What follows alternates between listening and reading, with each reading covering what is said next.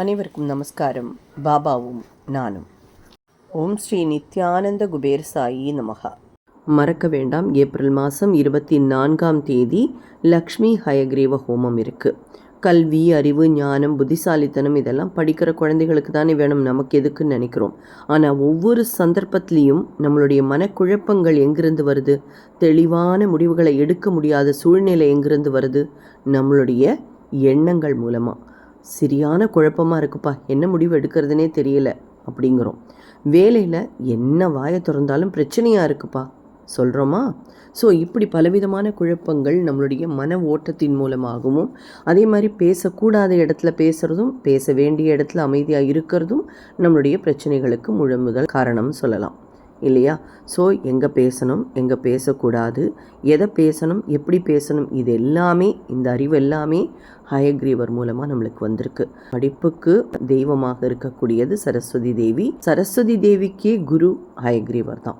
நம்மளுடைய நரம்பு சம்பந்தமான மன ரீதியான பிரச்சனைகள், சந்திரனுடைய குழப்பங்கள், புதனுடைய குழப்பங்கள் எல்லாம் இருந்ததுன்னா கண்டிப்பாக அதற்கான விடிவை நம்மளுக்கு தேடித்தரக்கூடியதும் இந்த ஹயக்ரீவர் தான்.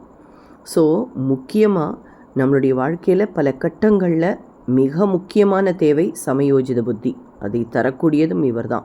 ஸோ இது வரைக்கும் நான் கலந்துக்கல, ஆனால் கலந்துக்கணும்னு ஆசைப்பட்டேன்னா கீழே தெரிகிற நம்பருக்கு காண்டாக்ட் பண்ணி இமீடியட்டாக கலந்துங்கோ. உங்களுடைய பேர், நட்சத்திரம், கோத்திரம் கொடுங்கோ. நீங்கள் உலகத்தினுடைய எந்த மூலையில் இருந்தாலும் உங்களுக்கு சங்கல்பம் பண்ணி யாகரட்சியோட பிரசாதம் வந்து சேரும். இப்போ இதில் இருக்கக்கூடிய பதட்டமான சூழ்நிலையில் வர முடியாத கண்ட்ரிக்கு லோக்கல் அட்ரஸ் கொடுத்தல்னா அங்கே கொடுத்துடலாம். இல்லை இங்கே நீங்கள் வரும்போது வந்து வாங்கிக்கலாம். இல்லை உங்களுடைய நண்பர்கள் இங்கேருந்து அங்கே வரான்னா அவள்கிட்ட சொல்லியும் நீங்கள் கலெக்ட் பண்ணிக்கலாம். ஸோ இனி எதுக்கு வெயிட்டிங்? இமீடியட்டாக சங்கல்பம் பண்ணி இந்த குழப்பங்கள்லேருந்து வெளியில் வர்றதுக்கு ஒரு அருமையான வாய்ப்பை சாமி நம்மளுக்கு கொடுத்துருக்கார். பயன்படுத்திங்கோ, மறக்க வேண்டாம். சரி, இன்றைக்கி என்ன அற்புதம் அப்படின்னா, நம்மளுடைய பதிவுகளை எதேச்சியாக பார்த்துருக்கா புவனா சாய்ராம். அவளுக்கு என்ன நடந்தது அன்னைக்கு அப்படிங்கிறத நம்ம தெரிஞ்சுக்க வேண்டாமா? செம்ம இன்ட்ரெஸ்டிங்கான விஷயம். நீங்களே அவள் பேசுகிறத கேளுங்கோ. மேடம், நேற்று உங்களுடைய வீடியோஸ் 2 பார்த்துட்டு வியாழக்கிழமை பாபா கோயிலுக்கு போனேன். மிராக்கல்ஸ் வீடியோஸ் பார்த்தேன். அங்கே போனேன். எனக்கு ஒரு என்ன ஆச்சுன்னா, ஈவினிங் பூஜைக்காக எல்லாருமே நிறைய வந்துட்டாங்க. ஆனால் இன்னும் ஹாரத்திக்கு ஆரம்பிக்கலை. திடீர்னு சாய்மா வந்து, சாய்மா இன்றைக்கி நீங்கள் மாலை ஹாரத்தி காட்டுங்கன்னாங்களா. எல்லா பாபாவுக்கு நான் தான் சாய் மாலை ஹாரத்தி காமிச்சேன். அப்படியே அழுக வந்துடுச்சு. நல்லா சந்தோஷமாக திருப்தியாக பாபாவுக்கு ஹாரத்தி காமிச்சிட்டு அவருக்கு ஈவினிங் உணவு எல்லா பிரசாதமும் அவருக்கு ஊட்டுவோம். அதுவும் செஞ்சேன். சாய்ராம், சந்தோஷமாக இருந்தது. புண்பட்ட மனசிற்கு பண்பட்ட மாதிரி ஒரு நிமிஷம் நல்லா இருந்தது. எங்கள் குடும்பத்துக்கு நீங்கள் ப்ளஸ் பண்ணுங்கள். தேங்க்யூ. சாய்ராம், கண்டிப்பாக சுவாமியினுடைய அனுகிரகம் எப்பவும் உங்களுக்கு உண்டு, எல்லாருக்கும் உண்டு.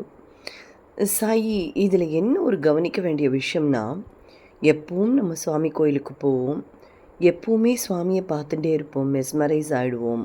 அவர்கிட்ட வேண்டின விஷயங்கள்லாம் நம்ம எதிர்பார்க்காமையே நடக்கும், சிலப்போ நடக்காமே இருக்கும். இதெல்லாம் 2ஆம் பட்சம். ஆனால் திடீர்னு அந்த கூட்டத்துலேருந்து நம்மளை தனியாக வாங்கோன்னு கூப்பிட்டு சுவாமிக்கு நீங்கள் ஆரத்தி காமிங்கன்னு சொன்னால் என்ன மாதிரியான ஒரு விஷயம் பாருங்க. அது யோசிச்சு பாருங்களேன். நம்ம அந்த நிலைமையில் இருந்தால் நம்ம எப்படி அதை ஃபீல் பண்ணியிருப்போம்னு, எவ்வளோ பிளஸ்டாக நம்ம நினைப்போம் இல்லையா? அதுதான் சுவாமி. நீங்கள் சும்மா அவரை நினச்சாலே போகிறோம், நினச்ச காரியம் நிறைவேறிடும். கேட்க கூட வேண்டாம், அவருக்கு தெரியும் நீங்கள் எவ்வளோ தூரம் அவரை உண்மையாக நம்புறள், எவ்வளோ தூரம் அவர்கிட்ட ஒன்றி போயிருக்கள். எந்த விஷயத்தையும் அவருக்காக நம்ம செய்வோம் அப்படிங்கிற ஒரு நிலைமைக்கு நம்ம வந்துட்டோம்னாலே சுவாமி நம்மளை அப்படியே ஸ்வீகாரம் பண்ணிவிடுறார். வா என்கிட்ட வந்துடு அப்படின்னு சொல்லி இழுத்துக்கிறார். அவர் ஒரு காந்தம் மாதிரி இல்லையா? நம்மளாம் ஒரு இரும்பு மாதிரி பட்டக் பட்டக் போய் அவர்கிட்ட ஒட்டின்னுடுவோம். அதுதான் சுவாமி. ஈர்த்துக்கிறதுக்கு அவருக்கு எப்போவுமே ஆக்ரகம் உண்டு. ஆனால் நம்ம அந்த அளவுக்கு பரிபூர்ணமாக, பரிசுத்தமாக அவர்கிட்ட ஒற்றுமையாக இருக்கோமா, அவர்கிட்ட ஒன்றி போய் இருக்கோமா அப்படிங்கிறது தான் கேள்விக்குறியாக இருக்குது. நம்மளுக்கு 1008 பிரச்சனைகள். மனுஷானா பிறந்து வாழ்க்கை பிரச்சனைக்கா பஞ்சம்ங்கிற மாதிரி எப்போ பார்த்தாலும் ஏதோ ஒன்று மண்டையில் ஓடிகிட்டே இருக்குது. அப்புறம் எங்கே நம்ம ஒன்றி போகிறது இல்லையா? ஆனால் அவள் பாருங்கோ, இங்கேருந்து அந்த மிராக்களை நினச்சுட்டே போயிருக்கா. புரியுறதா உங்களுக்கு? மிராக்களை பார்க்குறா, அதோடு விட்டுருந்தா பரவாயில்ல, அதை நினச்சுட்டே போயிருக்கா. நமக்கு அப்படி ஒன்று நடக்காதா, நமக்கு ஒன்று அப்படி கிடைக்காதா அப்படிங்கிற எண்ணமாக கூட இருக்கலாம். அந்த நிமிஷத்தில் அவளுடைய மனசை புரிஞ்சுட்ட சுவாமி உனக்கு இல்லாதது அனுகிரகம்னு கூப்பிட்டு கொடுத்துருக்காரு பாருங்கோ. இதை விட அந்த கருணாமூர்த்தி செய்ய வேண்டியது என்ன இருக்குது சொல்லுங்கோ? நமக்கு ஒன்று கிடைக்காதான்னு நினைக்கும்போது நம்மளை கூப்பிட்டு அந்த விஷயத்தை செய்ய சொன்னான்னா நமக்கு இருக்கிற சந்தோஷத்துக்கு அளவே கிடையாது. லோகத்தில் வேறு எதுவுமே அதுக்கு பக்கத்தில் நிற்க முடியாதுங்கிறது புரியறது இல்லையா? அதுதான் சுவாமி. எப்பவுமே அவர் நம்மளை ஏற்றுக்க தயாராக தான் இருக்கார். ஆனால் நம்மளுடைய மனசு தான் குரங்கு மாதிரி அங்கேயும் இங்கேயும் அலைப்பாஞ்சுட்டே இருக்குது. முதல்ல பிரச்சனைகளை ஒதுக்கி வைங்கோ, சுவாமியை பூரணமாக நம்புங்கோ, அதுலேயே அவரோட நாமஸ்மரணா சொல்லிகிட்டே இருங்கோ. இந்த நிமிஷம் நம்ம சந்தோஷமாக இருக்குமா வாழுங்கோ, அதுதான் வாழ்க்கை. நாளையை பற்றி சிந்திச்சு சிந்திச்சு இன்னைக்கு உள்ளதை நம்ம இழந்துட்டுருக்கோம் அப்படிங்கிறது தான் உண்மை. வாழ்க்கையில் நாளைக்கு இப்படி ஆக போகிறேன், நாளைக்கு இப்படி ஆக போகிறேன், இன்னைக்கு நீ யார்? யாருக்குமே தெரியலை. எதையோ நோக்கி ஓடுறோம், ஒரு கட்டத்தில் வெறுத்து போயிடுறோம், நின்றுடுறோம். இல்லைன்னா ஏதாவது உடலுக்கோ மனசுக்கோ வந்துடுறது, நிப்பாட்டிடுறோம்.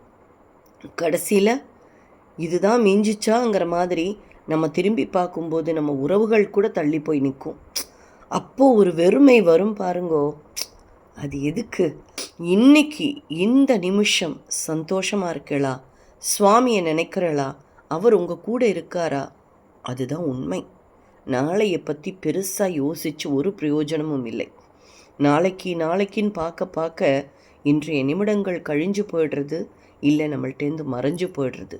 அதுக்கப்புறம் அதை அனுபவிக்கவே நம்மளால் முடியாது. நாளைக்கு ஒரு பிரச்சனை நடக்க போகிறதுன்னு சொன்னால் இன்றைக்கே நம்மளுடைய மனசு அதுக்கு ப்ரிப்பேர் ஆக ஆரம்பிச்சுடுறது. அப்போ இன்றைக்கி ஒரு சந்தோஷம் வந்ததுன்னா நம்ம மனசு எப்படி என்ஜாய் பண்ணும்? அதை திங்க் பண்ணிட்டு இருந்தா யோசிச்சு பாருங்கோ. எதுக்கு? நாளைக்கு என்ன நடக்க போகிறதுனே தெரியாத போது எதுக்காக அதை பற்றி ரொம்ப அதிகமாக சிந்திக்கணும்? இன்றைக்கி வாழற வாழ்க்கைக்கு நம்ம உண்மையாக இருந்தாலே போரும் சாயி. நாளைக்கு வாழற வாழ்க்கைக்கு ஒரு அர்த்தம் இருக்கும் அப்படிங்கிறது தான் எனக்கு தோன்றுறது. ஸோ நாளையை பற்றி நான் திங்க் பண்ணக்கூடாதா அப்படின்னு கேட்டால் திங்க் பண்ணலாம், ஓவர் திங்கிங் வேண்டாம். முயற்சி பண்ணுங்கோ, ஆனால் முடிவு சுவாமியோட கையிலங்கிறத நம்புங்கோ. ஆட்டோமேட்டிக்காக நல்லதே நடக்கும், அவர் நல்ல வழியே காட்டுவர், அவ்வளோதான். ஸோ தொடர்ந்து இணைந்திருங்கள். பாபாவும் நானும் பல மிராக்கிள்ஸ் உங்களுக்காக காத்துட்டுருக்கு. ஓம் சாய்ராம், ஜெய் சாய்ராம்.